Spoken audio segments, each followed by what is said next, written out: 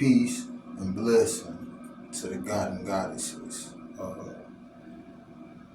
Y'all been seeing me for a minute, so at this particular time, I feel like it's only right that I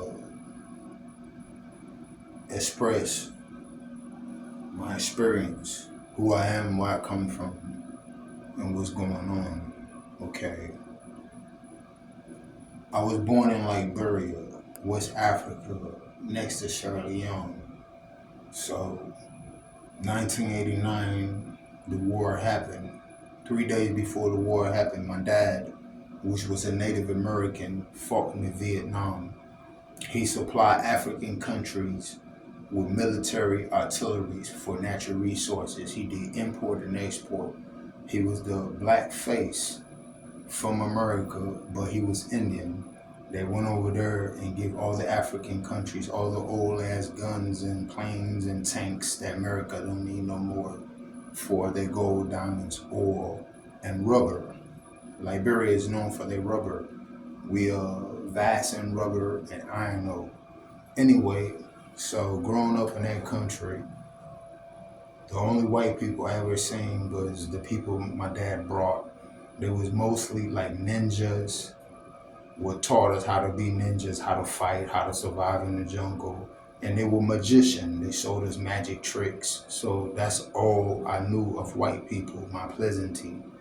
When the war happened and I came to America, the first place I went was California, Anaheim Hills, Orange County, in a 5-story house.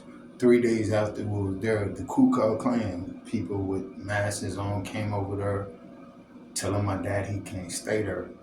And I seen my dad come in his drawers with a shotgun. And all he kept saying was, y'all gonna have to kill me. Y'all gonna have to kill me. And coming from a war-driven country, losing everything you have, to come into this country, I couldn't understand. It was messing with my mind. Anyway, they went away. We lived there. I moved to Texas.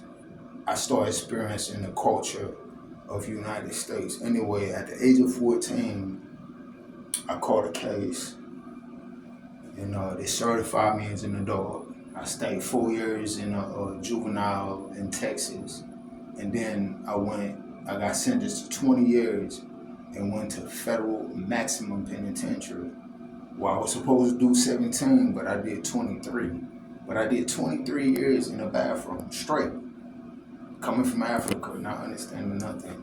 So this is where I found myself, The only thing minus is a bunk. You don't have a tub, you just got a bunk right there. And after doing them 23 years, I know that like God places in a certain place. And I call it those 23 years the halls of learning, the schools of thoughts. I met the life of John Gotti, Timothy McVeigh, David Koresh, from anybody you can think of. I did my time in maximum federal penitentiary. My name is Youngster. I'm a Crip. I stood for that. Because when you go in there, it don't matter what you stand for, you're going to have to survive. Because it's kill or be killed. Hillary Clinton passed a law that certifies us. It was 75 of us that got sentenced. It's called the Hobbs Act. They say that we exhibit the spirit of the unbroken slave. So they send 75 juveniles out of Texas straight in a federal institution, past juvenile and all that. Out of 75 of us, only 2 of us came home. Me and my brother. I was 14. My brother was 15. The rest of us either killed somebody or got killed. You know what I'm saying? So I'm here now, and everything that I know is what I know that. But out that 23 years, I did 17 in solitary confinement. So even though I was locked up.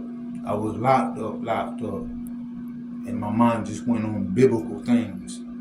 You know what I'm saying? I read the Bible, I read the Torah, I read the Quran, I read all the ancient books that was taken out the Bible, So everything I speak right now is from my heart, and it's to wake the conscious mind.